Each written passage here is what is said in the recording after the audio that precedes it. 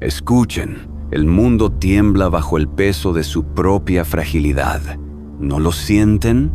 Una noticia reciente ha sacudido los titulares globales, un eco inquietante de las advertencias proféticas que resuenan desde las Sagradas Escrituras. Hace apenas días atrás, un líder político emergente de Europa Occidental firmó un tratado de paz con Israel, prometiendo protección contra las crecientes tensiones en Oriente Medio.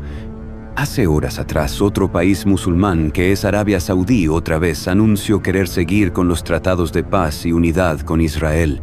Hace horas atrás, líderes del catolicismo y de otras religiones, incluidos autoproclamados pastores, representantes de la Iglesia evangélica, se reunieron para orar juntos como una sola religión global por los 1700 años del Concilio de Nicea. Y en los próximos días se reunirá el líder del catolicismo con el líder de la religión ortodoxa y otras religiones, y para sorpresa de muchos, líderes evangélicos con pastores y cantantes que dicen representarnos a nosotros como iglesia cristiana para formar una alianza ecuménica que manifieste una unidad como religión. Los medios lo celebran como héroes de la diplomacia, pero para los que escudriñan la palabra de Dios, este evento despierta una alarma ensordecedora. Muchas investigaciones añaden este peso trágico e histórico, mostrando que el mundo está cada vez más liberal y malvado. Las familias hoy están más destrozadas que nunca. La apostasía ha alcanzado niveles récord dentro de la Iglesia, con más del 65% de creyentes atrapados en alguna falsa doctrina, enseñada y fomentada por falsos pastores y cantantes que se metieron dentro de la Iglesia. Pero eso no es todo. Microsoft acaba de anunciar oficialmente el chip más avanzado de esta generación, que es capaz de almacenar toda la información del mundo en un solo ente, y que esto permitirá una nueva generación de seres electrónicos y de control de información.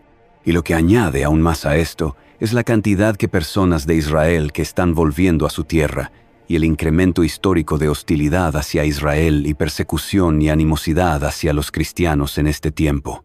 Esto hace que muchos se pregunten, ¿es este el preludio de la abominación desoladora de la que habló el profeta Daniel? ¿Estamos al borde del precipicio profetizado por Cristo mismo? El mundo aplaude estos tratados como un faro de esperanza, pero las Escrituras nos instan a mirar más allá de las apariencias. Un mensaje que no solo ilumina el futuro, sino que exige una respuesta urgente en el presente, porque lo que está por venir cambiará todo. En Daniel 9:27, leemos que un líder hará un pacto con muchos por 7 años, solo para romperlo a la mitad, desatando una tribulación sin precedentes. Este líder, descrito en Mateo 24 como el que trae la abominación desoladora, no es un salvador, sino un emisario de Satanás, un anticristo que profanará el templo y exigirá adoración. Las imágenes de estos tratados muestran sonrisas diplomáticas, pero para los que conocen la palabra, son un recordatorio escalofriante de las palabras de Cristo. Cuando veáis la abominación desoladora, los que estén en Judea, huyan a los montes. Mateo 24, 15-16. ¿Acaso es este el momento en que el reloj profético comienza su cuenta regresiva? La historia nos enseña que ignorar estas señales es un error fatal. En el año 70 después de Cristo, el general romano Tito arrasó el templo de Herodes, cumpliendo la profecía de Cristo en Mateo 24, 2. No quedará aquí piedra sobre piedra que no sea derribada. Este evento, verificado por historiadores como Josefo, fue una credencial divina de la veracidad profética de Jesús. Si él fue exacto en predecir la destrucción de un templo que parecía inexpugnable, ¿cómo dudaremos de sus palabras sobre la gran tribulación? Como dijo el pastor John MacArthur, la precisión de Cristo en las profecías cercanas nos obliga a confiar en sus promesas lejanas. Hoy, además, con rumores de la pronta reconstrucción del templo en Jerusalén, las piezas del rompecabezas escatológico comienzan a sonar. Pero ¿qué significa esto para nosotros los creyentes en un mundo que se tambalea al borde del juicio? Para responder a esta pregunta, la palabra nos muestra un clarín en medio de la tormenta. Mateo 24, 21, donde Cristo declara: porque habrá entonces gran tribulación, cual no la ha habido desde el principio del mundo hasta ahora, ni la habrá jamás.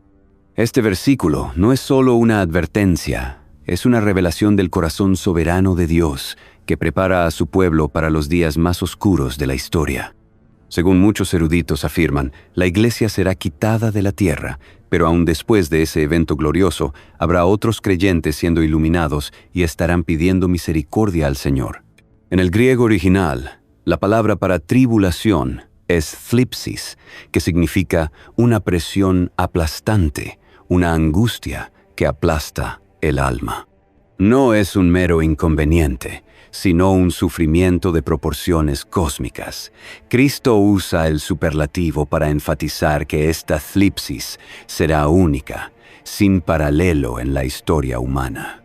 Como señaló el gran puritano John Owen, Dios reserva su juicio más severo para el clímax de la rebelión humana, cuando el pecado alcance su cenit. Esta gran tribulación, desencadenada por la abominación desoladora, será un holocausto donde Satanás, a través del anticristo, desatará su furia contra los de Israel y los creyentes, intentando frustrar el plan redentor de Dios. El Señor Jesucristo, con una urgencia que corta el aliento, instruye a los que estén en Judea: huyan a los montes. Mateo 24, 16. La palabra griega para huyan es feugo, de la cual deriva fugitivo. Es un mandato de escapar a toda prisa, sin mirar atrás. Como predicó el gran pastor de la antigüedad Charles Spurgeon, cuando el juicio de Dios se desata, la obediencia inmediata es la única seguridad.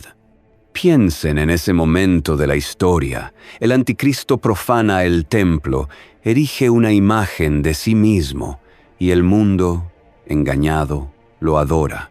Israel y creyentes que se niegan a inclinarse enfrentan una persecución feroz. Zacarías 13.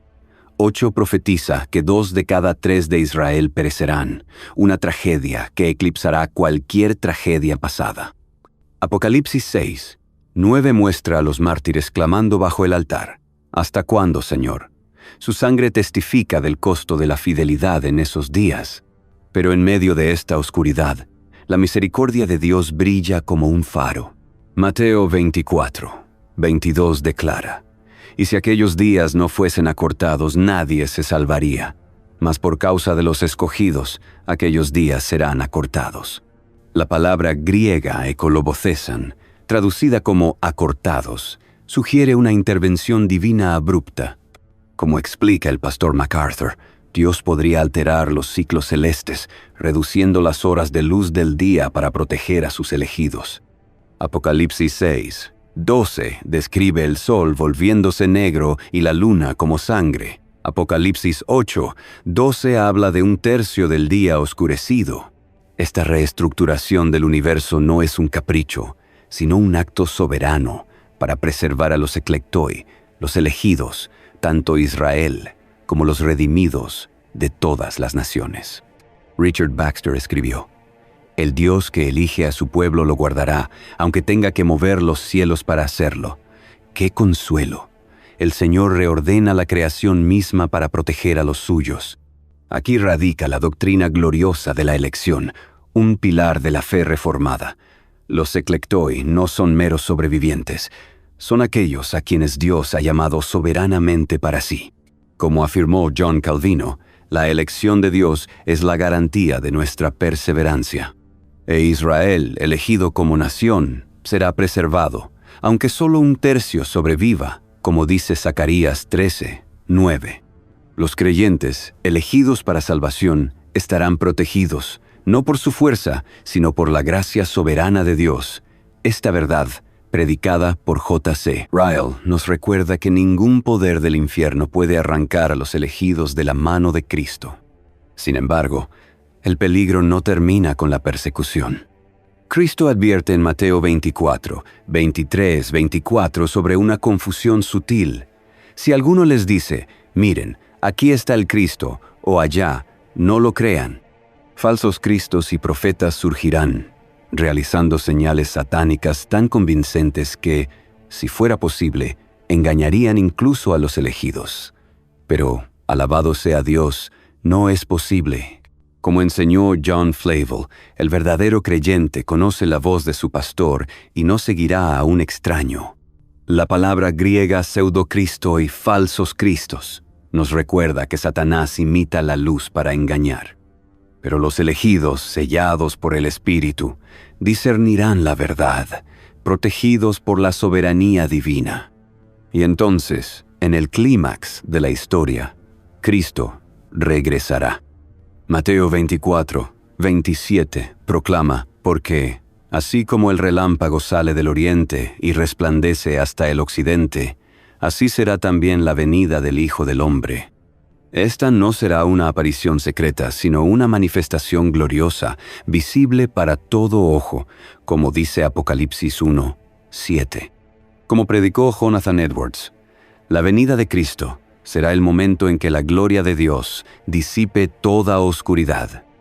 El mundo, descrito en Mateo 24, 28 como un cadáver podrido, será juzgado por el Señor, quien descenderá como un buitre para destruir la corrupción pecaminosa. La palabra griega aetoi, que significa buitres, evoca una imagen vívida de juicio inevitable.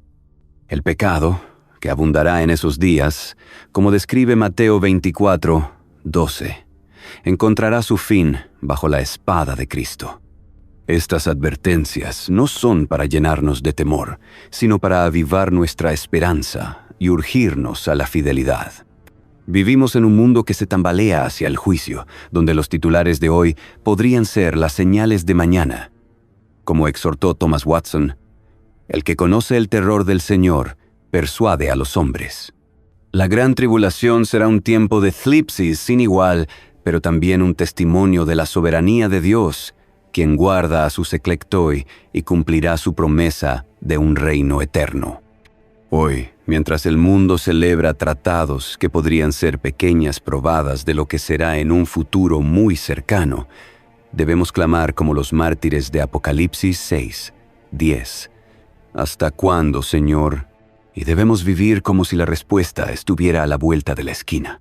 El puente entre el presente y el futuro es nuestra obediencia al Evangelio. Como creyentes, sabemos que la salvación es por gracia, pero la fe produce frutos. Mateo 24 no es solo una profecía, es un llamado a la vigilancia, a correr hacia Cristo antes que al mundo. En palabras de Martin Lloyd Jones, el Evangelio no es una sugerencia, es un mandato. Hoy, mientras el mundo se precipita hacia su fin, seamos encontrados fieles, proclamando la verdad, amando a los perdidos y esperando la venida gloriosa de nuestro Rey. Porque cuando Él venga, no será en secreto, sino con el resplandor del relámpago, y todo ojo lo verá. Así que, amados, corran a Cristo, huyan del pecado, y vivan para el día en que el Hijo del Hombre regrese en gloria. Porque aunque los días sean oscuros, la promesa es segura. Por causa de los escogidos, aquellos días serán acortados. Maranata, ven, Señor Jesús.